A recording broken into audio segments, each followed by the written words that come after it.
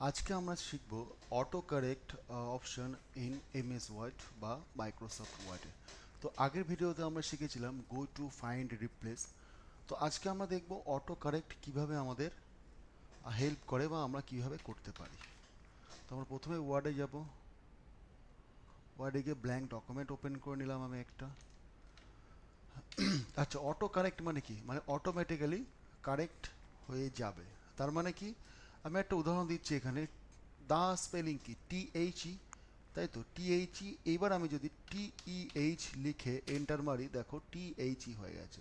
Can, can spelling কি? CAN, তাহলে আমি সিএনএ লিখলাম, ভুল লিখলাম, এন্টার মারলাম, দেখো ক্যান হয়ে গেল। তাহলে এইগুলো কি? Auto correct. আমি 1/2 মানে কি হাফ বোঝাতে চাচ্ছি, এন্টার মারলাম, অটো কারেক্ট। 1/4 এন্টার মারছি, অটো কারেক্ট হয়ে যাচ্ছে, তাই তো অটোমেটিক্যালি ঠিক হয়ে যাচ্ছে। আমি যদি বলি 1 সেপ্টেম্বর, তাহলে আমি কীভাবে লিখি? 1ST, ফার্স্ট, স্পেস দিলাম, দেখো সুপার স্ক্রিপ্ট হয়ে সুপার সেট হয়ে গেল, এসটিটা উপরে উঠে গেল, তাই তো সেপ্টেম্বর। ঠিক আছে, আমি যদি এবার লিখি 2 অক্টোবর, দেখছো অটোমেটিক্যালি ওটা ঠিক হয়ে যাচ্ছে। আচ্ছা, এরপরে আমি কন্ট্রোল এ মারলাম, ডিলিট মারলাম। এবার যদি আবার দেখো 3টে হাইপেন দিলাম, এন্টার মারলাম, দেখো অটোমেটিক্যালি একটা লাইন তৈরি হলো। এবার এর উপরে আমরা সব লিখতে পারি। ঠিক আছে। আচ্ছা, 3টে শিফট চেপে যদি আমি হাইপেন দিই, এন্টার মারি, তাহলে দেখো মোটা মানে বোল্ড লাইন তৈরি হচ্ছে। 3বার ইকুয়াল টু দিয়ে এন্টার মারলে দেখো ডবল লাইন তৈরি হচ্ছে, তাই তো। হ্যাশ, 3বার হ্যাশ দিয়ে এন্টার মারলে দেখো এরকম লাইন তৈরি হচ্ছে। ঠিক আছে, 3বার যদি আমি অ্যাস্ট্রিক মারি, এন্টার মারি, তাহলে দেখো ডটেড লাইন তৈরি হচ্ছে। তাহলে এগুলো কি? Auto correct. আচ্ছা, এবার আমি কাস্টমাইজ অটো কারেক্টও বানাতে পারি। তার মানে কি? আমি যদি মনে করি WN লিখে আমি এন্টার মারবো, তাহলে উইন স্কিল হয়ে যাবে অটোমেটিক্যালি। WN এন্টার মানে উইন স্কিল। তাহলে এগুলো কি? এগুলো আমার অটো কারেক্ট, আমি নিজে করে রেখেছি এখানে। CMMV এন্টার মারলাম, দেখো চারঘাট মিলন মন্দির বিদ্যাপীঠ হয়ে গেল। ঠিক আছে, তার মানে এগুলোকে অটো কারেক্ট আমরা করে রেখেছি। যখনই আমরা লিখবো শর্ট ফর্মটা, তখনই ওটা অটোমেটিক্যালি কারেক্ট করে দেবে। ঠিক আছে। আচ্ছা, এর সুবিধা কি? সুবিধা হচ্ছে এই যে ধরো আমি একটা এই চারঘাট মিলন মন্দির বিদ্যাপীঠের কোনো একটা ডকুমেন্ট আমরা বানাচ্ছি, যেখানে বহুবার আমাদের চারঘাট মিলন মন্দির বিদ্যাপীঠ লিখতে হচ্ছে, বা স্পেশালি আমরা স্কুলের জন্যে শুধুমাত্র কাজ করি, তো আমাদের চারঘাট মিলন মন্দির বিদ্যাপীঠ ওটার অ্যাড্রেস আমরা মোটামুটি আমাদের লিখতে হতে পারে।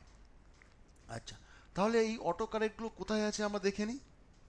তাহলে আমি ফাইলে যাব, ফাইলে যাওয়ার পরে অপশানে যাব, অপশানে যাওয়ার পরে প্রুফিং, এটা মনে রাখবে। ফাইলে গেলাম, অপশানসে গেলাম, এইবার কোথায় আসলাম? প্রুফিং।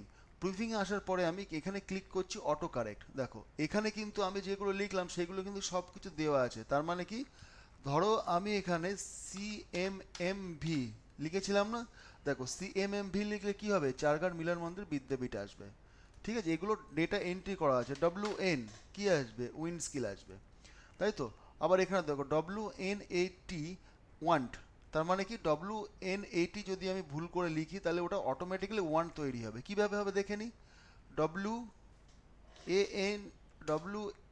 WAN এটা তো অরিজিনাল ওয়ান, তাহলে আমি যদি WN80 দিই, সরি WN80 দিয়ে এন্টার মারলি, তাহলে দেখো অটোমেটিক্যালি ওয়ান্ট হলো। তাহলে এইগুলো অটো কারেক্ট। আমরা নতুন একটা অটো কারেক্ট আমরা এখন অ্যাড করব। কিভাবে যাব? অপশানস, প্রুভিং, অটো কারেক্ট, আমরা এখানে অ্যাড করছি ABC। ঠিক আছে, এবার আমরা এখানে লিখলাম যে উইনস্কিল অ্যাকাডেমি, উইনস্কিল একাডেমি। ঠিক আছে, তাহলে ABC লিখলে উইনস্কিল একাডেমি আসবে। অ্যাড করলাম, ওকে করলাম, ওকে করলাম। এবার আমরা ABC লিখে দেখি আসে কিনা, দেখো এসছে। তাহলে অটো কারেক্ট অপশানে কীভাবে আমরা বুঝতে পেরেছি? কোনো সমস্যা নেই। আচ্ছা, যদি তারপরে যদি কারোর কোনো সমস্যা থাকে অবশ্যই কমেন্ট করে জানাবে, আমরা প্রত্যেকটা উত্তর দেওয়ার চেষ্টা করব। ঠিক আছে, ওকে। আচ্ছা, আরেকটা জিনিস এখানে বলে দিই।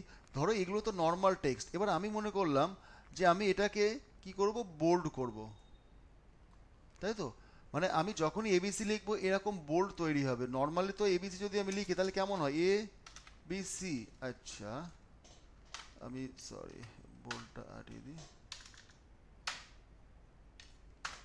এ বি সি এন্টার মারলাম, নর্মাল এরকম হলো। তাহলে আমি চাইছি যে আমি যখনই এ বি সি লিখবো, যখনই আমি এবিসি লিখবো এই লেখাটা বোল্ড হবে বা ইটালিক হবে। ঠিক আছে, তাহলে সেটা আমরা কিভাবে করব? আমরা তাহলে আগে উইন স্কিল একাডেমিটা এখানে লিখে নিই। এইবার এটাকে আমরা একটু ডিজাইন করি, কিভাবে বোল্ড করলাম, ইটালিক করলাম, আন্ডারলাইন করলাম। ঠিক আছে, এইবার এটাকে আমরা কপি করব। কি করব? Copy, control C. এইবার যদি অপশানে যাই, অপশানে গিয়ে আমরা প্রুফিংয়ে যাই, অটো কারেক্টে যাই, তাহলে দেখো এখানে কিন্তু সেম ডিজাইনটা চলে এসছে। এবার আমি এখানে এ বি সি করছি। ঠিক আছে, রিপ্লেস, যেহেতু আগে থেকে ছিল সেহেতু রিপ্লেস করে দিলাম। ওকে, ওকে। এইবার আমি যদি এখানে লিখি ধরো এ বি সি, এন্টার।